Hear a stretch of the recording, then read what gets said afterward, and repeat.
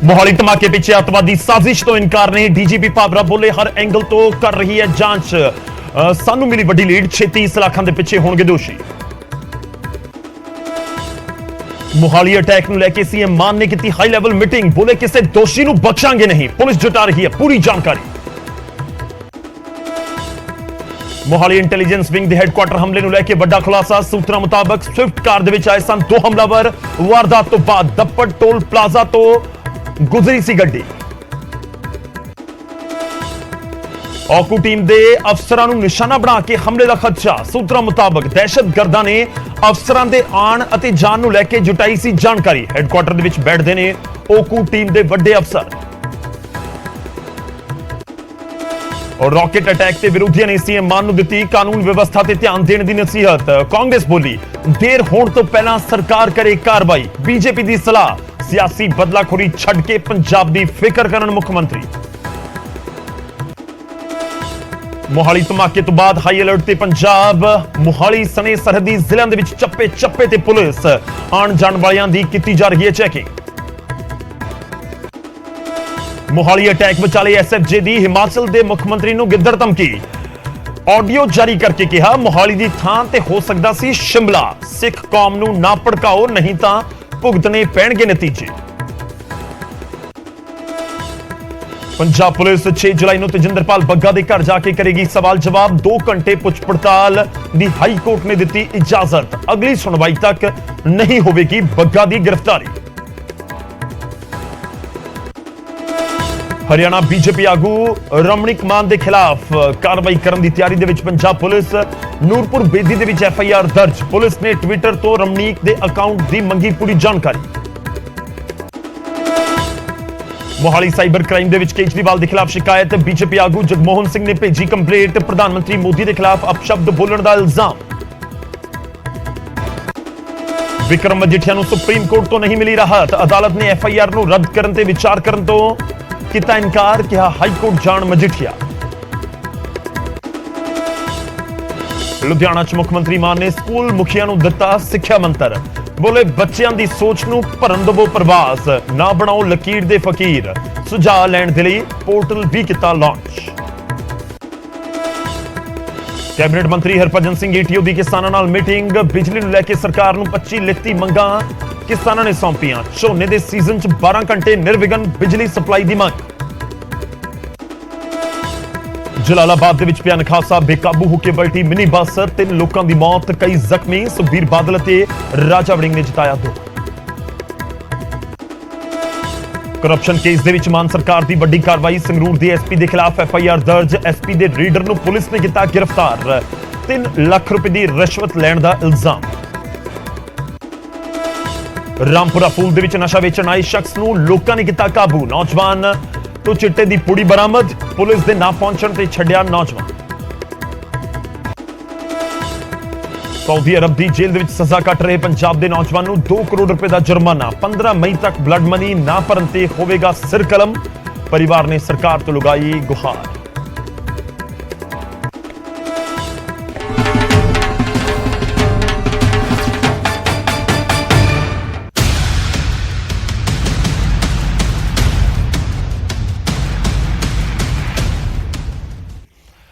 सत श्री अकाल, न्यूज़ 18 पंजाब हरियाणा हिमाचल देख रहे हो तुसी, गौरव शुक्ला मैं हां तुहाडे नाल हाज़र हां इस खास पेशकश दे नाल।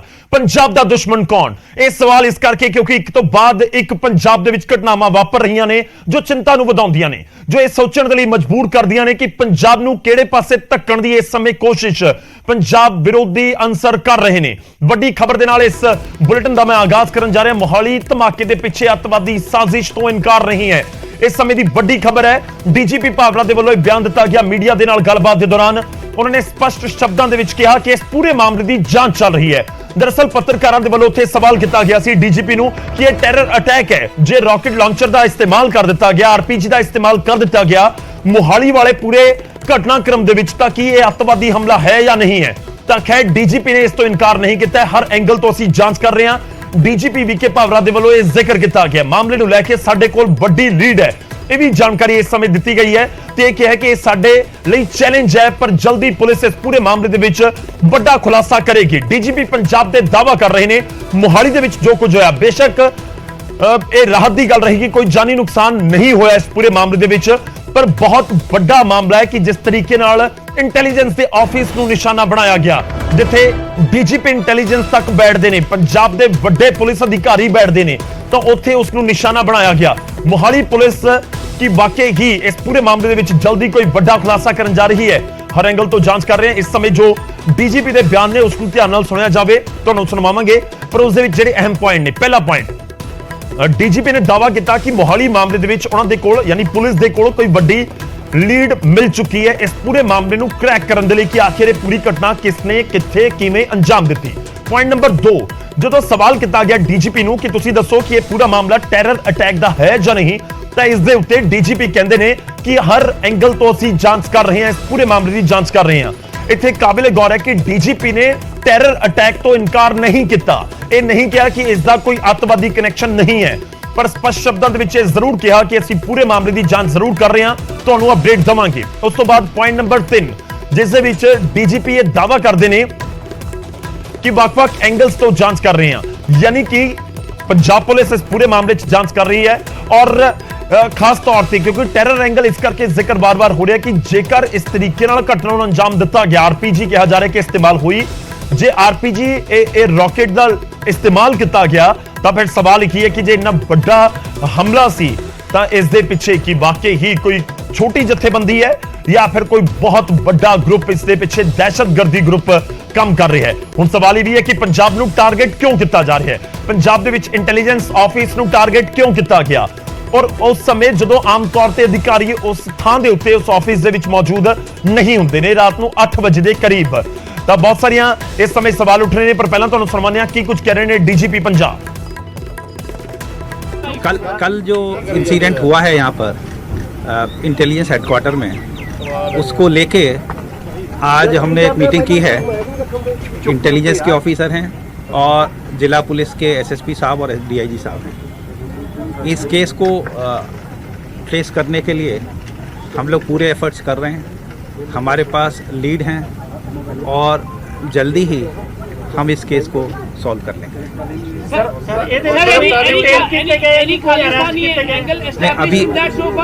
अभी इन्वेस्टिगेशन चल रहा है, जब भी होगा आपको बता दिया जाएगा।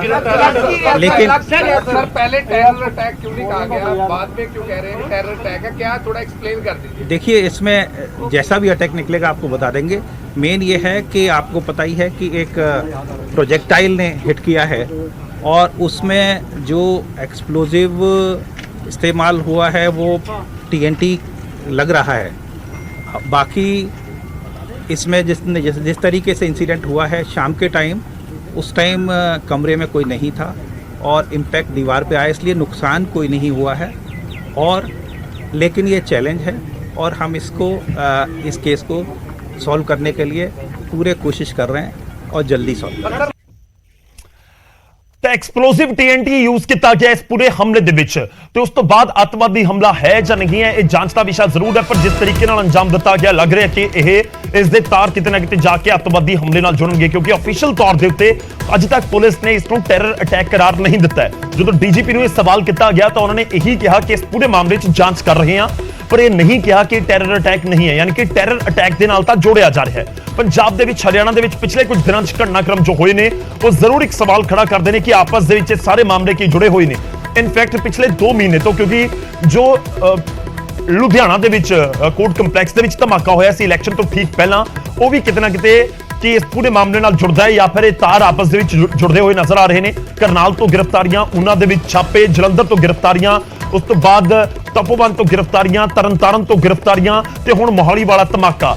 ਤਾਂ ਇਹ ਇੱਕ ਵੱਡਾ ਸਵਾਲ ਜ਼ਰੂਰ ਹੈ ਕਿ ਆਖਿਰ ਇਹ ਪੂਰਾ ਜਿਹੜਾ ਮੋਡਿਊਲ ਹੈ ਕਿਸ ਤਰੀਕੇ ਨਾਲ ਕੰਮ ਕਰ ਰਿਹਾ ਹੈ। ਖੈਰ, ਅਸੀਂ ਤੁਹਾਨੂੰ ਇੱਕ ਕਰਕੇ ਇਸ ਪੂਰੇ ਮਾਮਲੇ ਨਾਲ ਜੁੜੀ ਹੋਈ ਹਰ ਇੱਕ ਅਪਡੇਟ ਤੁਹਾਨੂੰ ਦਵਾਂਗੇ। ਮੈਂ ਸਭ ਤੋਂ ਪਹਿਲਾਂ ਸ਼ੁਰੂਆਤ ਕਰਦਾ ਹਾਂ ਕਿ FIR ਦੇ ਵਿੱਚ ਕੀ ਕੁਝ ਜ਼ਿਕਰ ਕੀਤਾ ਗਿਆ ਹੈ, ਆਖਿਰ ਕੀ ਕੁਝ ਇਸ ਸਮੇਂ ਤੱਥ ਪੁਲਿਸ ਨੇ ਹੁਣ ਤੱਕ ਲੋਕਾਂ ਦੇ ਸਾਹਮਣੇ, ਪੰਜਾਬੀਆਂ ਦੇ ਸਾਹਮਣੇ ਰੱਖੇ ਨੇ। ਸਭ ਤੋਂ ਪਹਿਲਾਂ ਤੁਹਾਨੂੰ ਦੱਸਦੇ ਹਾਂ ਕਿ ਸ਼ਾਮ 7:45 ਦੇ 7:45 ਵਜੇ ਇਹ ਧਮਾਕਾ ਹੁੰਦਾ ਹੈ ਮੋਹਾਲੀ ਦੇ ਇੰਟੈਲੀਜੈਂਸ ਦਫ਼ਤਰ ਦੇ ਵਿੱਚ। 7:45 ਦੇ ਉੱਤੇ ਧਮਾਕੇ ਦੀ ਆਵਾਜ਼ ਸੁਣਾਈ ਦਿੰਦੀ ਹੈ। ਤੁਹਾਨੂੰ ਦੱਸ ਦਈਏ ਕਿ FIR ਦੇ ਮੁਤਾਬਿਕ ਇਹ ਤੱਥ ਅਸੀਂ ਤੁਹਾਡੇ ਤੱਕ ਪਹੁੰਚਾ ਰਹੇ ਹਾਂ। ਤਾਂ ਸ਼ਾਮ 7:45 ਦੇ ਉੱਤੇ ਧਮਾਕੇ ਦੀ ਆਵਾਜ਼ ਇੰਟੈਲੀਜੈਂਸ ਆਫਿਸ ਸੈਕਟਰ 77 ਦੇ ਵਿੱਚ ਹੈ, ਜੋ ਮੋਹਾਲੀ ਦੇ ਵਿੱਚ ਉੱਥੇ ਸੁਣਾਈ ਦਿੰਦੀ ਹੈ। ਔਰ ਤੀਜੀ ਮੰਜ਼ਲ ਦੇ ਇੱਕ ਕਮਰੇ ਦੇ ਵਿੱਚ ਧਮਾਕਾ ਹੋਇਆ। ਥਰਡ ਫਲੋਰ ਦੇ ਉੱਤੇ ਮਲਟੀਪਲ ਫਲੋਰਸ ਨੇ, ਚੌਥਾ ਪੰਜਵਾਂ ਵੀ ਉੱਥੇ ਫਲੋਰ ਨਜ਼ਰ ਆਉਂਦਾ ਜੇ ਤੁਸੀਂ ਬਿਲਡਿੰਗ ਪੂਰੀ ਦੇਖੋ ਤਾਂ ਤੀਜੀ ਮੰਜ਼ਲ ਦੇ ਉੱਤੇ ਥਰਡ ਫਲੋਰ ਦੇ ਉੱਤੇ ਧਮਾਕਾ ਹੋਇਆ, ਜਿੱਥੇ ਇੱਕ ਕਮਰੇ ਦੇ ਵਿੱਚ ਬਲਾਸਟ ਹੋਇਆ ਹੈ। ਜਾਨੀ ਨੁਕਸਾਨ ਕੋਈ ਨਹੀਂ ਹੋਇਆ, ਰਾਹਤ ਦੀ ਗੱਲ ਹੈ। ਮੈਂ ਇਸ ਤੋਂ ਅਗਲਾ ਪੁਆਇੰਟ ਤੁਹਾਨੂੰ ਦੱਸਦਾ ਕਿ FIR ਦੇ ਵਿੱਚ ਜ਼ਿਕਰ ਕੀ ਕੀਤਾ ਗਿਆ ਹੈ। ਤਾਂ ਤੀਜੀ ਮੰਜ਼ਲ ਦੇ ਇੱਕ ਕਮਰੇ ਦੇ ਵਿੱਚ ਧਮਾਕਾ ਹੋਇਆ ਹੈ, 7:45 ਦੇ ਉੱਤੇ ਬਲਾਸਟ ਹੋਇਆ। ਤੁਹਾਨੂੰ ਇਹ ਵੀ ਦੱਸ ਦਈਏ ਕਿ ਕਮਰਾ ਕਿਹੜਾ ਸੀ, ਤਾਂ ਕਮਰਾ ਸੀ 41S, ਕਮਰਾ ਨੰਬਰ 41S, ਜਿੱਥੇ ਇਹ ਪੂਰਾ ਧਮਾਕਾ ਹੋਇਆ। ਉੱਥੋਂ ਧੂਆਂ ਬਾਹਰ ਨਿਕਲਿਆ। ਉਸ ਤੋਂ ਬਾਅਦ ਇਹ ਕਨਫਰਮ ਹੋਇਆ ਕਿ ਕੋਈ ਵੱਡੀ ਘਟਨਾ ਵਾਪਰੀ ਹੈ। ਪੁਲਿਸ ਜਿਸ ਤੋਂ ਬਾਅਦ ਹਰਕਤ ਦੇ ਵਿੱਚ ਆਉਂਦੀ ਹੈ। ਤਾਂ ਥਰਡ ਫਲੋਰ ਦੇ ਕਮਰਾ ਨੰਬਰ 41S ਦੇ ਵਿੱਚ ਇਹ ਪੂਰਾ ਧਮਾਕਾ ਹੋਇਆ ਹੈ।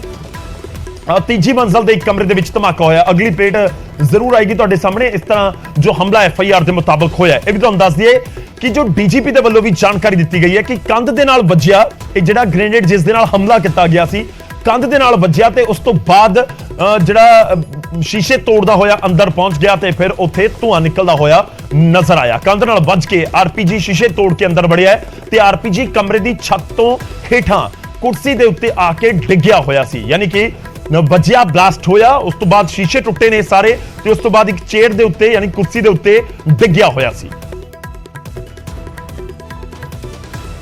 ਤਾਂ ਇਹ ਅਸੀਂ ਤੁਹਾਨੂੰ ਜਾਣਕਾਰੀ ਦੇ ਰਹੇ ਹਾਂ ਕਿ FIR ਦੇ ਵਿੱਚ ਇਸ ਸਮੇਂ ਕੀ ਕੁਝ ਜ਼ਿਕਰ ਕੀਤਾ ਗਿਆ। FIR ਦਾ ਮਤਲਬ ਇਹ ਹੁੰਦਾ ਫਰਸਟ ਇਨਫੋਰਮੇਸ਼ਨ ਰਿਪੋਰਟ, ਯਾਨੀ FIR ਦੇ ਵਿੱਚ ਜਿਹੜੇ ਤੱਥ ਰੱਖੇ ਗਏ ਨੇ ਉਸ ਦਾ ਅਸੀਂ ਜ਼ਿਕਰ ਕਰ ਰਹੇ ਹਾਂ ਤੇ ਤੁਹਾਨੂੰ ਮੈਂ ਇੱਕ ਇੱਕ ਕਰਕੇ ਪੁਆਇੰਟ ਦੱਸ ਰਿਹਾ। ਕਮਰਾ ਨੰਬਰ 41S ਦੇ ਵਿੱਚ ਧੂਆਂ ਨਿਕਲਿਆ, 41S ਦੇ ਵਿੱਚ ਜਾ ਕੇ ਗ੍ਰੇਨੇਡ ਵੱਜਿਆ ਏ ਤੇ ਕੁਝ ਇਸ ਤਰੀਕੇ ਨਾਲ ਹਮਲਾ ਹੋਇਆ। ਕੰਧ ਨਾਲ ਵੱਜ ਕੇ RPG ਸ਼ੀਸ਼ੇ ਤੋੜ ਕੇ ਅੰਦਰ ਵੜਿਆ, ਉੱਥੇ ਇਹ ਪੂਰੇ ਜਾ ਕੇ ਬਲਾਸਟ ਹੋਇਆ। ਉਸ ਦੀ ਤਸਵੀਰ ਵੀ ਤੁਹਾਨੂੰ ਅਸੀਂ ਗ੍ਰਾਫਿਕਸ ਦੇ ਵਿੱਚ ਦਿਖਾ ਰਹੇ ਹਾਂ। ਔਰ ਇਹ ਵੀ ਤੁਹਾਨੂੰ ਦੱਸ ਦਈਏ ਕਿ RPG ਦਾ ਇਸਤੇਮਾਲ ਕੀਤਾ ਗਿਆ ਹੈ। ਜੋ ਜਾਣਕਾਰੀ ਹੈ ਕਿ RPG ਦਾ ਇਸਤੇਮਾਲ ਜਦੋਂ 2016 ਦੇ ਵਿੱਚ ਪਠਾਨਕੋਟ 'ਚ ਦਹਿਸ਼ਤਗਰਦੀ ਹਮਲਾ ਹੋਇਆ ਉੱਥੇ ਵੀ ਹੋਇਆ ਸੀ। ਤਾਂ ਇਹ ਪੂਰਾ ਘਟਨਾਕ੍ਰਮ FIR ਦਾ ਜੋ ਪੁਲਿਸ ਨੇ ਸ਼ੁਰੂਆਤੀ ਜਾਂਚ ਦੇ ਵਿੱਚ FIR ਦੇ ਵਿੱਚ ਲਿਖਿਆ ਹੈ ਉਹ ਤੱਥ ਅਸੀਂ ਤੁਹਾਨੂੰ ਦੱਸ ਰਹੇ ਹਾਂ। ਮੈਂ ਉਸ ਤੋਂ ਬਾਅਦ ਅੱਗੇ ਵਧਦਾ ਕੁਝ ਗ੍ਰਾਫਿਕਸ ਦੇ ਨਾਲ ਤੁਹਾਨੂੰ ਦਿਖਾਉਣ ਦੀ ਕੋਸ਼ਿਸ਼ ਕਰਦਾ ਕਿ ਕਿਵੇਂ ਪੂਰਾ ਘਟਨਾਕ੍ਰਮ ਵਾਪਰਿਆ ਹੋਏਗਾ। ਇਹ ਜਿਹੜਾ ਇੱਕ ਗ੍ਰਾਫਿਕਸ ਦੇ ਜ਼ਰੀਏ ਅਸੀਂ ਤੁਹਾਡੇ ਤੱਕ ਪਹੁੰਚਾ ਰਹੇ ਹਾਂ। ਇਹ ਇੰਟੈਲੀਜੈਂਸ ਦੀ ਬਿਲਡਿੰਗ ਹੈ, ਅਸੀਂ ਇਹ ਰੀਅਲ ਪਿਕਚਰ ਲਈ ਹੈ। ਇੰਟੈਲੀਜੈਂਸ ਦੀ ਬਿਲਡਿੰਗ ਹੈ। ਇੰਟੈਲੀਜੈਂਸ ਦੀ ਬਿਲਡਿੰਗ ਦੇ ਇਸ ਵਾਲੇ ਪਾਸੇ ਜੇ ਬਿਲਕੁਲ ਚਲੇ ਜਾਓ ਤਾਂ ਰੈਜ਼ੀਡੈਂਸ਼ੀਅਲ ਇਲਾਕਾ ਹੈ ਔਰ ਇੰਟੈਲੀਜੈਂਸ ਦੀ ਬਿਲਡਿੰਗ ਦੇ ਇਸ ਵਾਲੇ ਪਾਸੇ ਜਿੱਥੇ ਅਸੀਂ ਕਾਰ ਲਿਆ ਕੇ ਖੜੀ ਕਰਨ ਦੀ ਕੋਸ਼ਿਸ਼ ਕੀਤੀ ਹੈ, ਗ੍ਰਾਫਿਕਸ ਦੇ ਜ਼ਰੀਏ ਤੁਹਾਨੂੰ ਦਿਖਾ ਰਹੇ ਹਾਂ।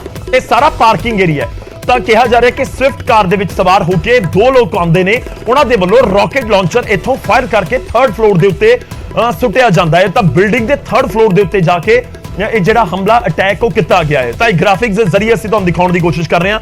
ਇਹ ਸਵਿਫਟ ਕਾਰ ਦਾ ਕਿਵੇਂ ਪਤਾ ਲੱਗਿਆ ਤੁਹਾਨੂੰ ਦੱਸ ਦਈਏ ਕਿ ਹੁਣ ਤੱਕ ਜੋ ਸੋਰਸਿਸ ਦੱਸ ਰਹੇ ਨੇ ਪੁਲਿਸ ਦੇ ਕਿ ਇਸ ਤੋਂ ਬਾਅਦ ਇਹ ਭੱਜ ਕੇ ਚਲੇ ਗਏ ਹਰਿਆਣਾ ਵਾਲੇ ਪਾਸੇ ਤੇ ਦੱਪੜ ਟੋਲ ਪਲਾਜ਼ਾ ਦੇ ਉੱਤੇ ਵੀ ਇਹਨਾਂ ਦੀ ਕਾਰ ਦੇਖੀ ਗਈ। ਇੱਕ ਹੋਰ ਗ੍ਰਾਫਿਕ ਤੁਹਾਨੂੰ ਦਿਖਾਣਾ ਹੈ, ਇਹ ਪੂਰਾ ਤੁਹਾਨੂੰ ਸਮਝਣ ਆਸਾਨੀ ਹੋਏਗੀ ਕਿ ਪੂਰਾ ਇਲਾਕਾ ਕਿੱਥੇ ਹੈ, ਕਿਵੇਂ ਇਸ ਪੂਰੀ ਘਟਨਾ ਨੂੰ ਅੰਜਾਮ ਦਿੱਤਾ ਗਿਆ। ਤਾਂ RPG ਦੀ ਰੇਂਜ 700 ਮੀਟਰ ਦੇ ਕਰੀਬ ਹੁੰਦੀ ਹੈ। 700 ਮੀਟਰ ਦਾ ਮਤਲਬ ਹੁੰਦਾ ਪੌਣਾ ਕਿਲੋਮੀਟਰ, ਬਹੁਤ ਰੇਂਜ ਹੁੰਦੀ ਹੈ। ਪੌਣਾ ਕਿਲੋਮੀਟਰ ਦੂਰ ਤੋਂ ਵੀ ਤੁਸੀਂ ਫਾਇਰ ਕਰ ਸਕਦੇ ਹੋ। 700 ਮੀਟਰ ਦੀ ਰੇਂਜ ਹੁੰਦੀ ਹੈ RPG ਦੀ।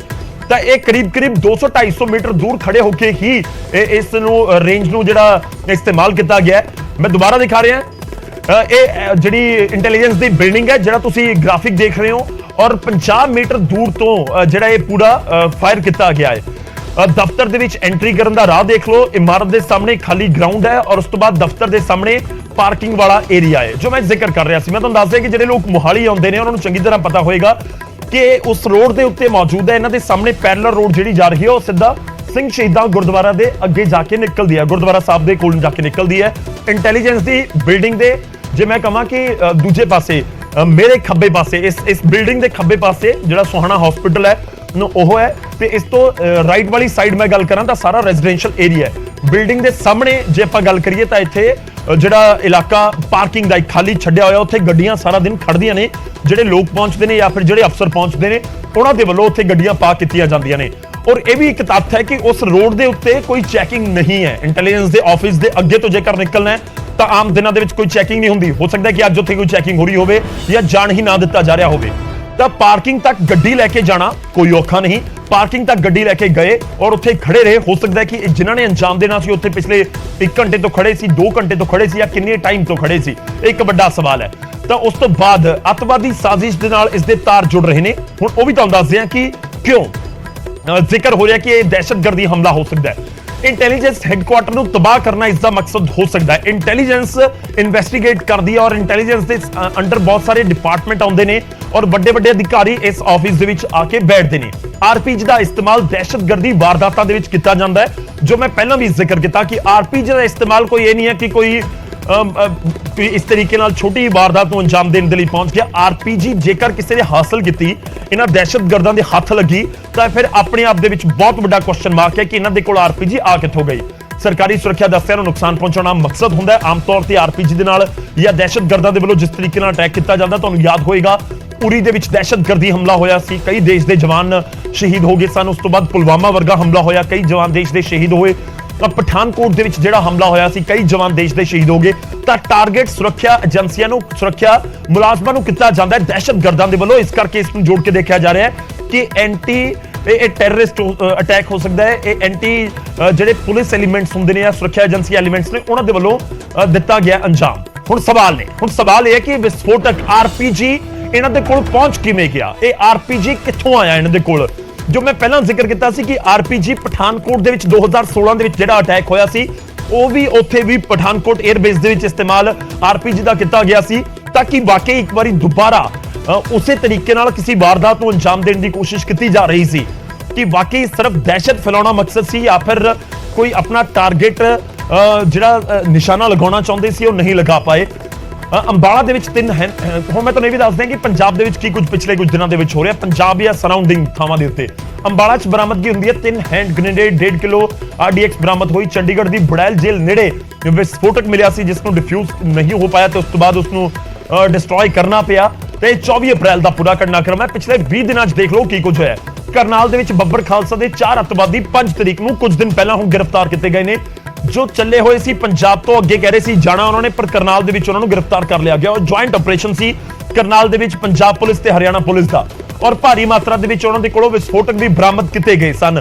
ਤਾਂ 5 ਮਈ ਦੀ ਇਹ ਪੂਰੀ ਘਟਨਾ ਹੈ। 8 ਮਈ ਨੂੰ ਕੀ ਹੁੰਦਾ? ਤਰਨਤਾਰਨ ਦੇ ਪਿੰਡ ਨੌਸ਼ਹਿਰਾ ਪੰਨੂਆ ਤੋਂ 2.5 ਕਿਲੋ ਵਿਸਫੋਟਕ ਸਮੱਗਰੀ ਬਰਾਮਦ ਕੀਤੀ ਜਾਂਦੀ ਹੈ। ਉੱਥੇ ਗ੍ਰਿਫਤਾਰੀਆਂ ਵੀ ਇਸ ਦੇ ਨਾਲ ਹੁੰਦੀਆਂ ਨੇ। 2 ਲੋਕਾਂ ਨੂੰ ਗ੍ਰਿਫਤਾਰ ਕੀਤਾ ਜਾਂਦਾ ਹੈ। ਬੈਟਰੀ, ਡੈਟੋਨੇਟਰ, ਸ਼੍ਰੇਪਨਲ ਵੀ ਬਰਾਮਦ ਉੱਥੇ ਕੀਤਾ ਜਾਂਦਾ ਹੈ। ਤੇ ਇਹ 3 ਦਿਨ ਪਹਿਲਾਂ ਦੀ ਪੂਰਾ ਘਟਨਾਕ੍ਰਮ ਹੈ, 2 ਦਿਨ ਪਹਿਲਾਂ ਦਾ ਪੂਰਾ ਘਟਨਾਕ੍ਰਮ ਹੈ।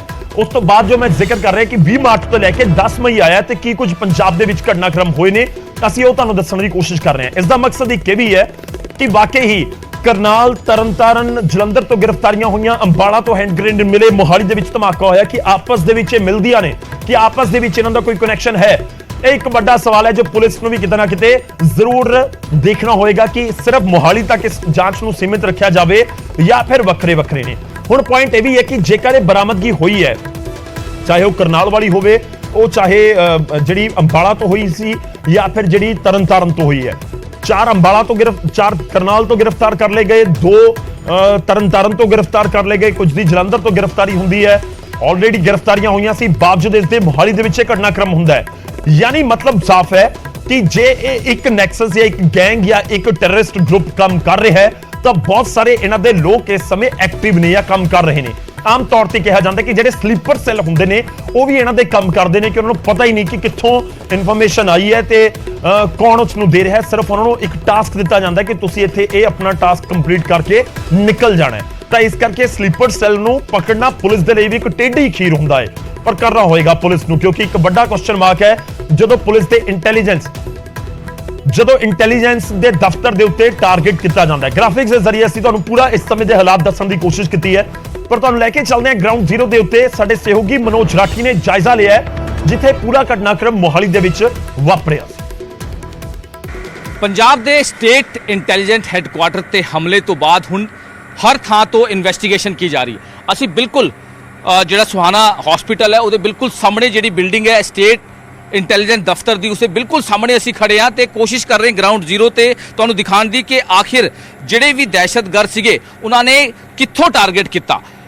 ਹੁਣ ਤੱਕ ਦੀ ਜਿਹੜੀ ਇਨਵੈਸਟੀਗੇਸ਼ਨ 'ਚ ਆ ਰਿਹਾ ਹੈ ਕਿ ਜਿੱਥੇ ਅਸੀਂ ਖੜੇ ਹਾਂ, ਜਿੱਥੇ ਅਸੀਂ ਮੌਜੂਦ ਹਾਂ, ਬਿਲਕੁਲ ਹਸਪੀਟਲ ਦੇ ਪਰਮਿਸਿਸ ਅਸੀਂ ਖੜੇ ਹਾਂ, ਉਹਦੇ ਬਿਲਕੁਲ ਸਾਹਮਣੇ ਸਟੇਟ ਇੰਟੈਲੀਜੈਂਸ ਦਾ ਹੈੱਡਕੁਆਟਰ ਹੈ ਤੇ ਬਿਲਕੁਲ 3rd ਫਲੋਰ ਦੇ 41 ਨੰਬਰ ਕਮਰਾ ਤੁਸੀਂ ਵੇਖ ਰਹੇ ਹੋ। ਉਹਨਾਂ ਦੇ ਜਿਹੜੇ ਸ਼ੀਸ਼ੇ ਹੈ ਉਸ ਬਿਲਡਿੰਗ ਦੇ ਜਿਹੜੇ 3rd ਫਲੋਰ ਦੇ 41 ਨੰਬਰ ਦਾ ਕਮਰੇ ਦੇ ਜਿਹੜੇ ਸ਼ੀਸ਼ੇ ਹੈ ਉਹ ਵੀ ਡੈਮੇਜ ਹੈ।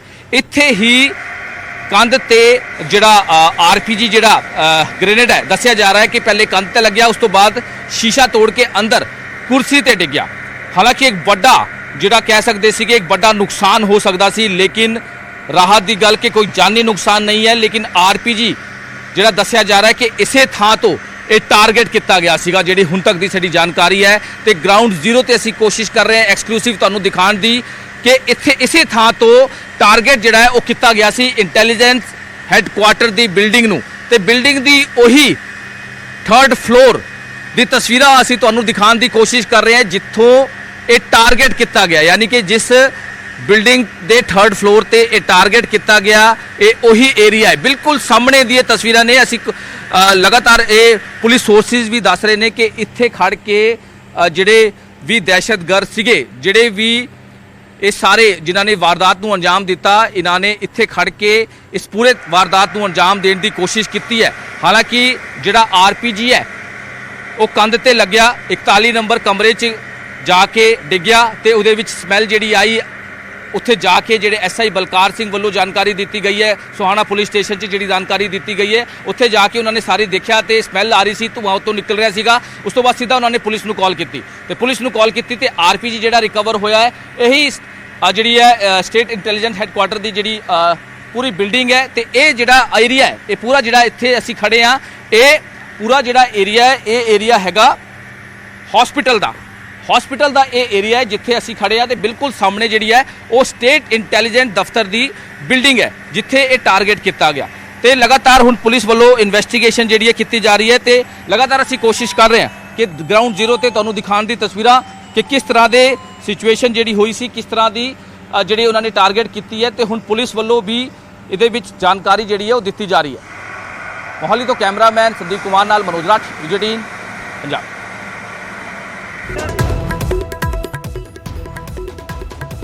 ਤਾਂ ਗਰਾਊਂਡ ਜ਼ੀਰੋ ਤੋਂ ਅਸੀਂ ਤੁਹਾਨੂੰ ਦਿਖਾਉਣ ਦੀ ਕੋਸ਼ਿਸ਼ ਕੀਤੀ ਹੈ ਕਿ ਆਖਿਰ ਉੱਥੇ ਮਾਹੌਲ ਜਾਂ ਹਾਲਾਤ ਕੀ ਨੇ। ਖੈਰ ਜੇ ਬਿਲਡਿੰਗ ਨੂੰ ਬਾਹਰ ਤੋਂ ਦੇਖੋ ਤਾਂ ਨਹੀਂ ਲੱਗ ਰਿਹਾ ਕਿ ਇੱਥੇ ਕੋਈ ਇਸ ਤਰੀਕੇ ਦੀ ਘਟਨਾ ਨੂੰ ਅੰਜਾਮ ਦਿੱਤਾ ਗਿਆ ਹੈ, ਕਿਉਂਕਿ ਇਹ ਰਾਕੇਟ ਲਾਂਚਰ ਜਾਂ ਜਿਸ ਦੇ ਨਾਲ ਆਰਪੀਜੀ ਦੇ ਨਾਲ ਹਮਲਾ ਕੀਤਾ ਗਿਆ ਸੀ ਉਹ ਸ਼ੀਸ਼ੇ ਤੋੜ ਕੇ ਅੰਦਰ ਚਲਾ ਗਿਆ ਔਰ ਅੰਦਰ ਗਿਆ। ਕਮਰਾ ਖਾਲੀ ਸੀ, 41 ਨੰਬਰ 3rd ਫਲੋਰ ਦੇ ਉੱਤੇ ਕਮਰਾ, ਔਰ ਅੰਦਰ ਕੋਈ ਨਹੀਂ ਸੀ, ਇਸ ਕਰਕੇ ਬਚਾ ਰਿਹਾ। ਪਰ ਪਹਿਲਾਂ ਕੰਧ ਦੇ ਨਾਲ ਟਕਰਾਉਂਦਾ ਏ ਔਰ ਬਿਲਕੁਲ ਤੁਸੀਂ ਦੇਖ ਲਓ ਕਿ ਬਿਲਕੁਲ ਖਿੜਕੀ ਦੇ ਕਿਨਾਰੇ ਦੇ ਉੱਤੇ ਟਕਰਾਇਆ ਤੇ ਉਸ ਤੋਂ ਬਾਅਦ ਸ਼ੀਸ਼ਾ ਤੋੜ ਕੇ ਅੰਦਰ ਡਿੱਗਿਆ ਏ ਜਿੱਥੇ ਉਹ ਬਲਾਸਟ ਹੋਇਆ।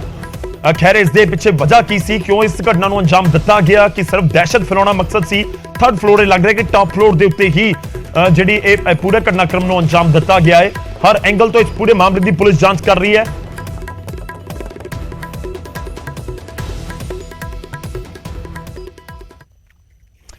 ਤੇ ਇਸ ਪੂਰੇ ਮਾਮਲੇ ਦੇ ਵਿੱਚ ਦਹਿਸ਼ਤਗਰਦੀ ਲਿੰਕ ਤਾਂ ਜ਼ਰੂਰ ਨਜ਼ਰ ਆਉਂਦਾ, ਹਾਲਾਂਕਿ ਪੁਲਿਸ ਅਜੇ ਖੁੱਲ ਕੇ ਇਸ ਦੇ ਉੱਤੇ ਕੁਝ ਵੀ ਬੋਲਣ ਤੋਂ ਬਚ ਰਹੀ ਹੈ।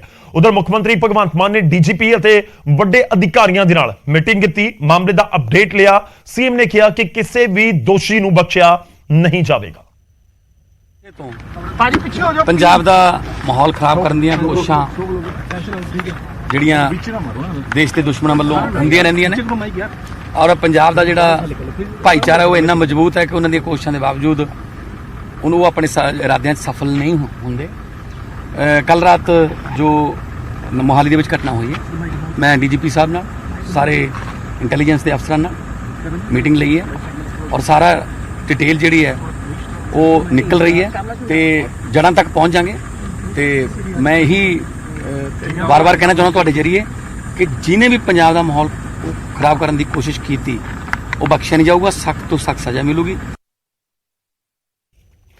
ਤਾਂ ਮੁੱਖ ਮੰਤਰੀ ਪੰਜਾਬ ਕਹਿ ਰਹੇ ਨੇ ਕਿ ਜਿਹਨੇ ਵੀ ਪੰਜਾਬ ਦਾ ਮਾਹੌਲ ਖਰਾਬ ਕਰਨ ਦੀ ਕੋਸ਼ਿਸ਼ ਕੀਤੀ ਤਾਂ ਉਸ ਦੇ ਖਿਲਾਫ ਕਰੜਾ ਐਕਸ਼ਨ ਲਿਆ ਜਾਵੇਗਾ।